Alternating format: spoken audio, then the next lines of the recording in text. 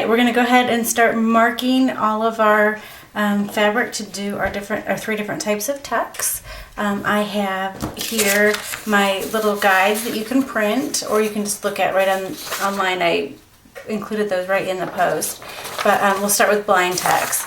And then I also want y'all to have 4-inch tall and 6-inch wide fabric rectangles for this one, because we are going to be doing so much tucking. You need to be able to practice it a couple of times, and a square would disappear too quickly.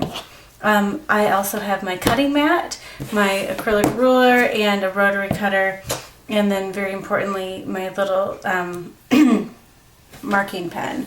So let's start with blind tucks. Now it says here I need to do, trying to see, if I do it like this, it's going to be upside down. Alright, so I'm going to mark this, and this is just kind of a fun way to start practicing your, using your ruler and that kind of a thing. I'm just going to go quickly along here and make these marks, and I'm going to do my blue marks first if that doesn't throw you off. Looks like they're 1.5 inches apart.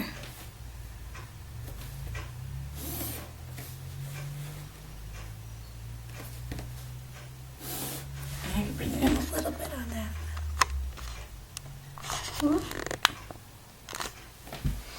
And then switch around to my purple, which is going to be my fold marks. Let's see if that's any easier.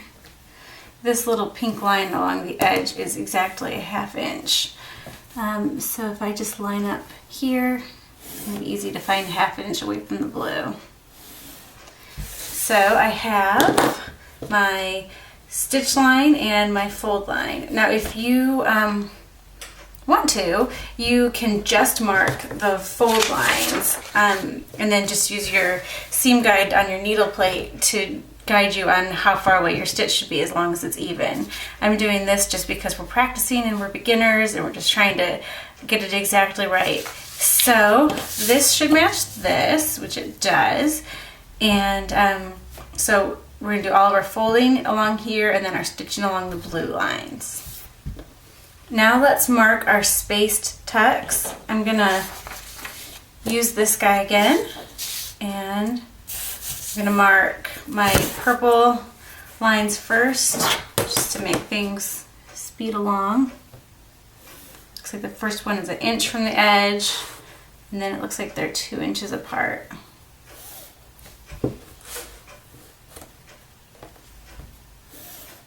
And the blue side.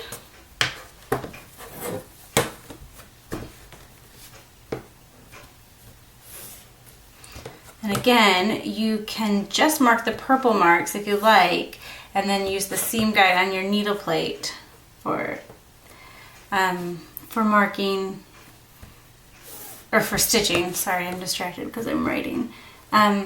Anyway, so you could not do the blue lines and stitch that way if you like, but again, I want to be thorough here so you can see what's going on. And last mark. Should all meet up. That feels great.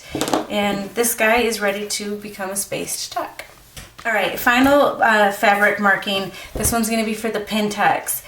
I'm not going to mark the blue lines because I really do want you to use your presser foot to find the 1/8 inch, and you're going to be able to find a little notch in there or something that's going to indicate to you that that's your distance, and then just use it every time. But we will mark all of the purple lines. Now there are some people, I mean, it's called pin tucks because you can pin it all together and stitch, but this I think is a simpler way, and since we're doing Sewing 101 and trying to keep things simple, we're going to not use pins for pin tucks, and we're just going to do really thin stitches. So that guy is all ready, he matches, we feel great, and let's go on to start pressing and stitching.